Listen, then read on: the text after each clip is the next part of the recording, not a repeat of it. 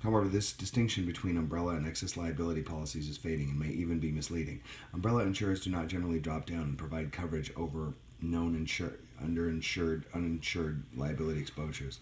In addition, some insurers use an umbrella policy form that may include the characteristics of both an umbrella and excess liability policy, usually by using a bifurcated, divided insuring agreement. The first insuring agreement is the excess and follows the terms of the underlying policy. The second insuring agreement is the umbrella and covers liability exposures not covered by the underlying insurance. Be aware that in many instances, both insuring agreements are subject to numerous exclusions, and don't be overly influenced by the policy title. Some insurers will call their umbrella policies excess commercial liability, while other insurers will title their excess policies as commercial umbrella liability. This takeaway is that there is no substitute for reviewing the actual terms and conditions of the policy itself, including the endorsements. Point 1.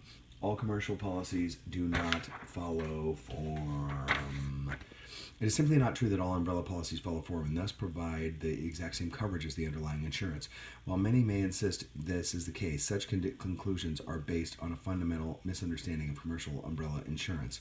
Standalone. Rather, umbrella insurance policies may well stand alone, which means such umbrella policies are subject to their own insuring agreements, definitions, conditions, and exclusions, all of which are independent of the underlying policies.